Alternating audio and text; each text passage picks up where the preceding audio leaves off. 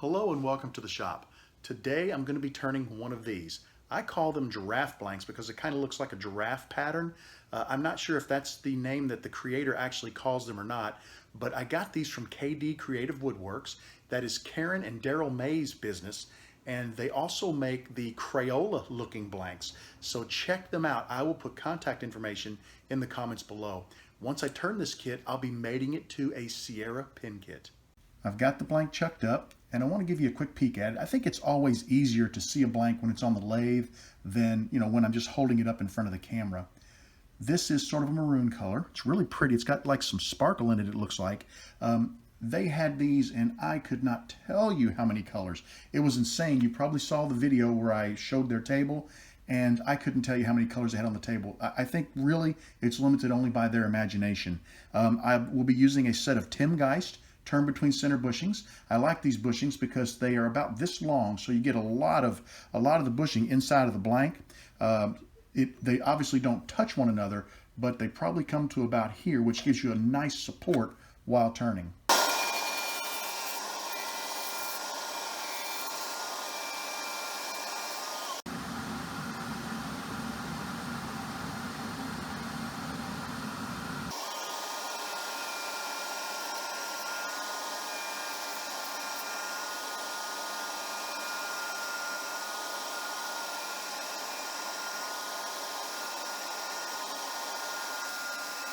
That was a super quick and a super clean turn. I did not have to stop once to clean ribbons off of the bushings. I can't believe that. I'm thinking that this is Alumilite, but it's just dyed Alumilite. I don't know that for a fact. In order to get the lowdown on that, you probably would have to contact them, but it certainly turned like Alumilite, and you can see the little ribbons that came off of it. But it was really nice because they just peeled right off and went right into the dust collector. Very happy with that. I'm going to break out my sandpaper, and I'm going to go ahead and run through the grits and sand this down.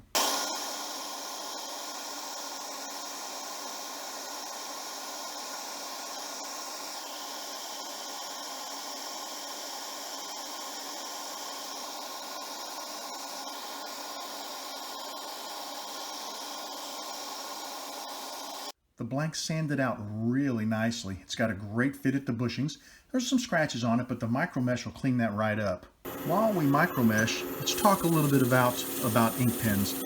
A lot of times I'll meet people out and about, different shows or clubs, whatever, and they'll bring me an ink pen that they've made, and they'll say, hey, take a look at this and critique it for me. Tell me what you think.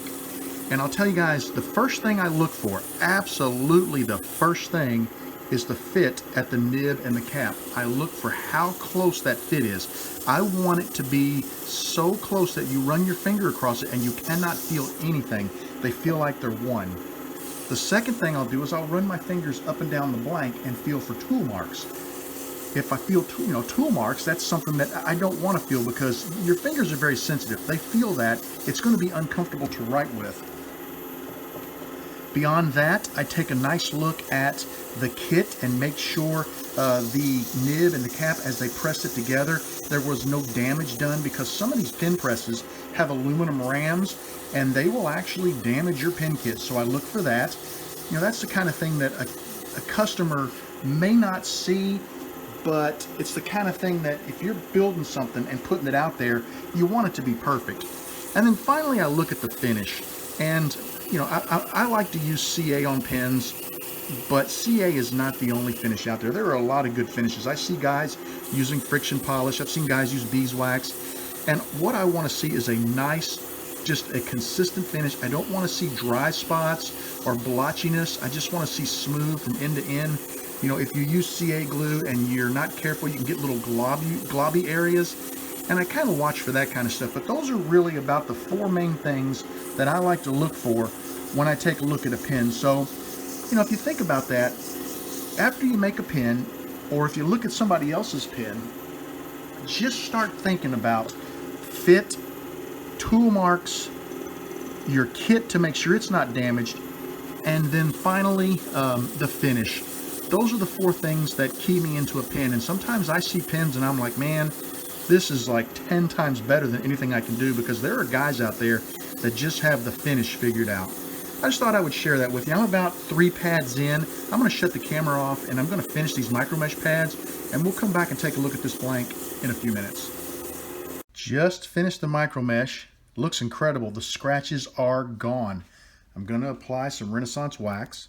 Just get a little bit on my finger here, and I'm just going to kind of smash it in a little bit. I want to get it spread around on the blank, so whenever I start turning, otherwise if I just have a lump on my finger, usually the lathe will catch it and it'll throw it across the shop, and that doesn't do any good. I want to get it on the blank, not all over the shop.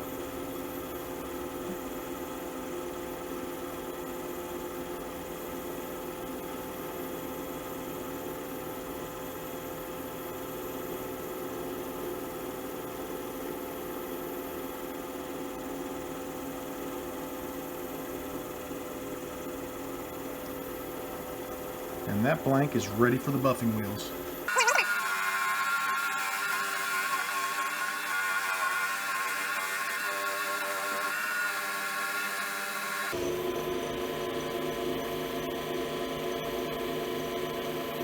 I pulled my blank off the mandrel. Something I've been noticing lately, not so bad on this one, but you can kind of see a little bit of, it's slurry is what it is from the micro mesh pads. And what I've decided to do is I'm going to go ahead and just quickly buff the ends of the blank and just take that off, because I've been rubbing it off with my finger, but I think that'll do a little bit better job. And now I'm ready to take this over to the table and assemble it into a kit. You've all seen me talk through putting one of these kits together probably 100 times. So basically I'm just going to talk about something else. Creative Woodcrafts, I met them at the show. It was the first time I ever had a chance to meet them, and they had some beautiful pins. I mentioned earlier that they do a crayon pin, and it's the same type of material, but it looks like a Crayola crayon when you press your pin together. I think that's just very cool, and I'm hoping to, one of these days, very soon, get a chance to turn one of their Crayola blanks. I think it would be a whole lot of fun, and I think my kids would absolutely love them.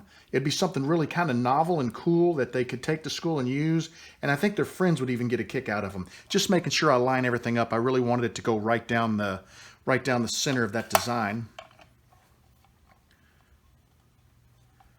And the Crayola kits, oh my gosh, they had them on Facebook the other day, and they have, it looked like a box of crayons. They had about every color that you could imagine from a box of crayons.